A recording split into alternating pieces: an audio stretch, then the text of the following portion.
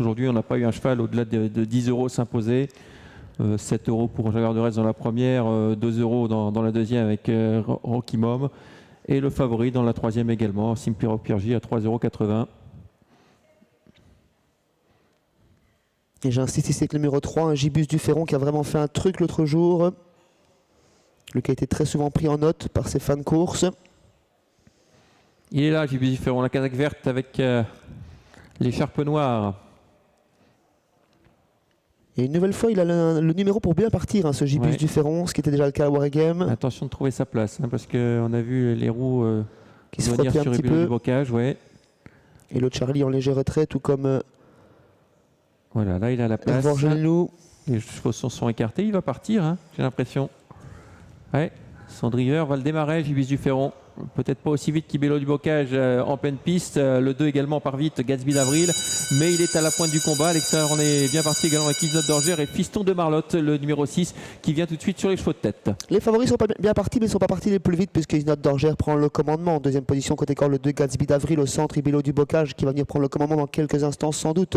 À Radanover, l'autre favori vient en plutôt en 5-6e position, flanqué à son intérieur de la casaque verte du numéro 3, Gibus du Ferron. Ouais, on voit ici le numéro 8 également, Ismedi Scott, Gibus du Ferron qui est à son intérieur, à Radanover en dehors, un peu plus loin il y a encore l'As Kiss Symphonie avec le 11 Riménez en tête de course, avec toujours Isnote d'Orgère, Ibello du Bocage qui vient à son extérieur. On va pratiquement 2 par 2 dans cette épreuve. Ensuite on est bien placé avec Gatsby d'Avril, le numéro 2 qui vient en 3e position plutôt le long de la corde. On est bien également avec le numéro 10, hein, Hervor Génilou qui était en 2e ligne, et puis le 3, donc Gibus du Ferron accompagné par le favori final à Radanover, le 7 qui est en 6e position. Ibello du Bocage qui ne prend pas le commandement pour l'instant. Christophe Depeul qui remet une banderie pour sortir de ce deuxième virage en quelques instants, mais c'est l'outsider aux avant-postes Isnote d'Orgère à une centaine de contre 1 qui anime face à Ibello du Bocage qui met la pression, qui prend le commandement pour un passage devant les tribunes dans quelques instants.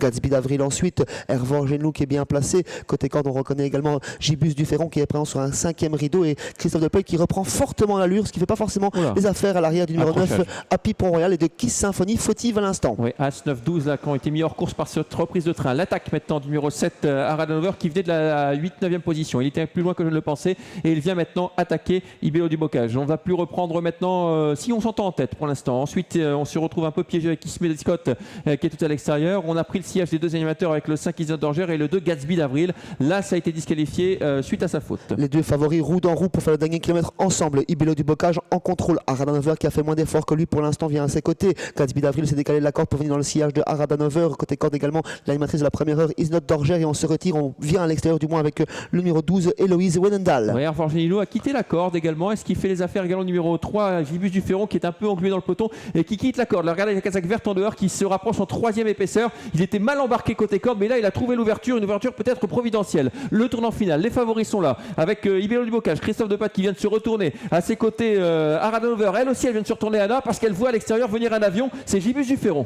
Ibello du Bocage qui donne tout dans la bataille, qui lance tout avec Christophe Depeut à Radanover qui n'est pas encore totalement lancé par Anna Huggins. C'est surtout Gibus du Ferrand tout à l'extérieur. La victoire entre ces 3-là. Ouais, avec l'ultime droite, avec toujours le numéro 7 qui prend l'avantage maintenant à Radanover, qui va tenir en respect Ibello de Bocage côté corde qui est battu. Attention, Gibus du Ferron qui vient de plus en plus fort. Le 7 à Radanover qui va le faire et qui va résister à Gibus du Ferron qui finit avec une roue un peu en mauvais état. Et la 3e place pour le numéro 10, semble-t-il. 7, 3, 10 et 11 est la bonne combinaison de ce 4e rendez-vous. Les favoris sont là à Radanover qui s'impose une nouvelle fois plus facilement qu'il n'y paraît, car il n'a même pas été débouché par Anna Huggins. Très belle performance une nouvelle fois de Gibus du Ferron qui se classe excellent 2e.